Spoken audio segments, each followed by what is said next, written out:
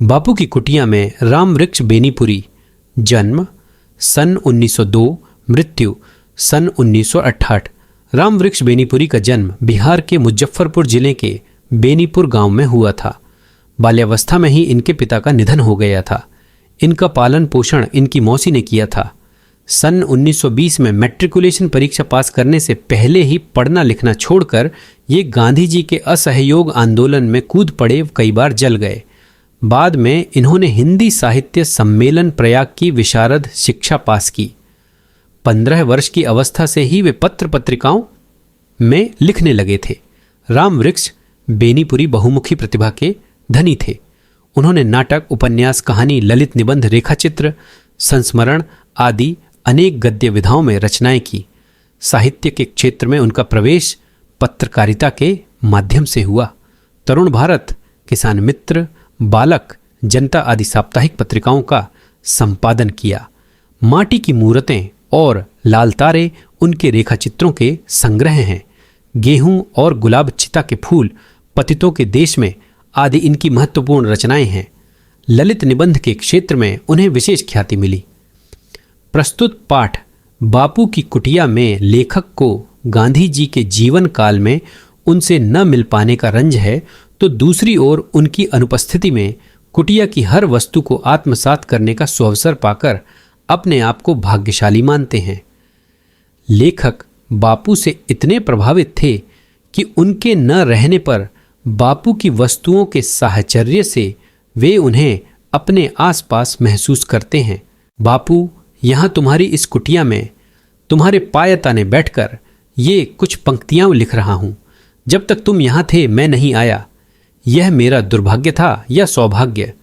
दुर्भाग्य तो था ही, क्योंकि जिसके आदेश पर अपने जीवन के प्रवाह को मोड़ दिया, जिसकी आज्ञा पर बार बार अपने को संकटों में डाला, और सबसे बढ़कर जिस विश्ववंद्य व्यक्ति के दर्शन के लिए दूर दूर देशों के लोग आते रहे, उसकी जिंदगी में उसके आवास स्थान पर पहुंचकर उसकी चरण रज से अपने मस्तक को धन्य न बना सका।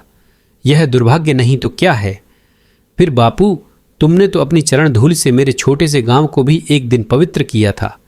अतः यह स्वभावतः ही उचित था कि जब तुम यहाँ थे मैं आता और तुम्हारे दर्शनों से, तुम्हारे चरण स्पर्श से अपने जीवन को कृतकृत्य करता। पर यह सब नहीं हो सका। किंतु देखता हूं और आज यहाँ प्रत्यक्ष कर रहा हूं, आदमी का दुर्भाग्य कभी कभी सौभाग्य बन जाता है। लगता है देर आयत दुरुस्त आयत की कहावत बहुत ही सच है। यदि मैं उन दिनों आता तो क्या मैं तुम्हारे बिस्तरे के इतना निकट, इतनी देर के लिए स्थान पा सकता था? उस शांत एकांत में अकेले अकेले इस कुटियाया से इतना तादात्म्य प्राप्त करने में सफल हो सकता था? अरे, तुम्हारे पाय ताने बैठकर अपनी लेखनी को इस तरह सार्थक करने का सौभाग्य उन दिनों क्या खाकर, किस पुरातन पुण्य बल से पा सकता था? तुम्हारा यह बिस्तरा खजूर की चटाई पर एक गद्दा डालकर और उसे खादी से ढककर बनाया गया यह श्वेत शुभ्र बिस्तरा। बापू, लगता है तुम अभी अभी यहाँ से कुछ देर के लिए बाहर गए हो और अभी अभी उस हृदयकारी मुस्कान के साथ पधारोगे। तुम्हारा यह बिस्तरा, तुम्हारा यह तकिया, तुम्हारी यह तुलसी की माला, तुम्हारा यह प्यारा चरखा, सब के सब यही तो कह रहे हैं तुम अभी गए हो, अभी आओगे। किंतु नहीं, इस कुटिया के दाहिने द्वार के निकट जो यह घड़ी और खड़ाओं की जोड़ी है, यह कहती है, अरे तुम किस भ्रम में हो? बापू क्या हमें छोड़कर कभी बाहर निकलते थे? वह बाहर कहीं नहीं गए हैं। तो क्या बापू यहीं हैं? कहाँ हैं बताओ? ओ बिस्तरे, हमारे सारे राष्ट्र के बापू कहाँ हैं? बिस्तरा नहीं बोलता, किंतु खुली अलमारी पर रखे बापू के तीनों बंदर तो इशारे से कह रहे हैं, आंख बंद करो, जबान बंद करो, कान बंद करो, अपने को आत्मस्थ करो, फिर देखोगे बापू यहीं हैं। और सचमुच पा रहा हूं बापू, तुम कहीं गए नहीं, यहीं हो, इसी बिस्तरे पर, उस तकिए के सहारे बैठे हो।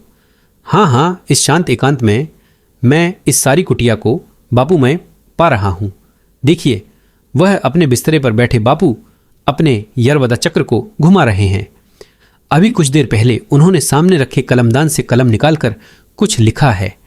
और अब जरा हट जाइए, थके मादे बापू हाथ में तुलसी की माला लिए अपने सामने की दीवार में मिट्टी की उभाड़ से बनाए 2 नारियल के वृक्षों के बीच गेर से लिखे ओम को निर्निमेष दृष्टि से निहार रहे हैं।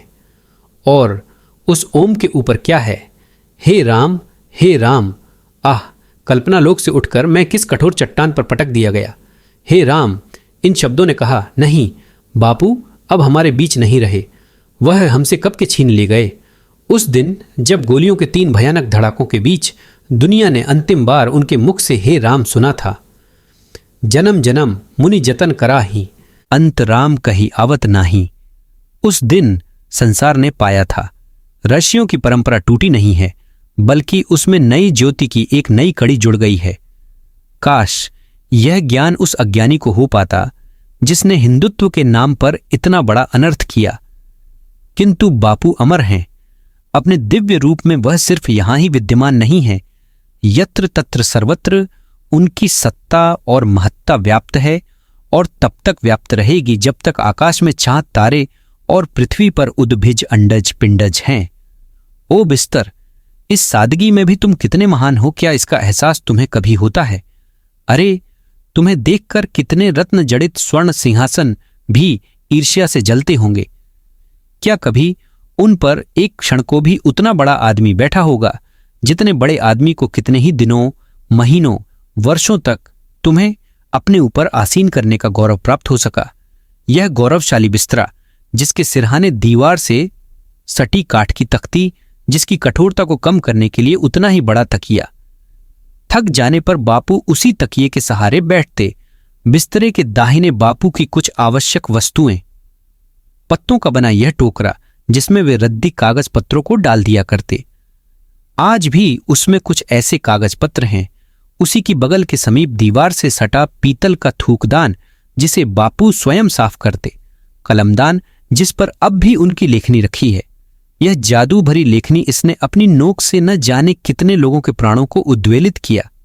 एक स्टैंड पर एक पेंसिल, फिर यह यरवदा चक्र जिसके चक्कर से ही सारा भारत नाचने लगा, ठीक उसी तरह जिस तरह कृष्ण की वंशी से गोपियां नाचने लगी थीं।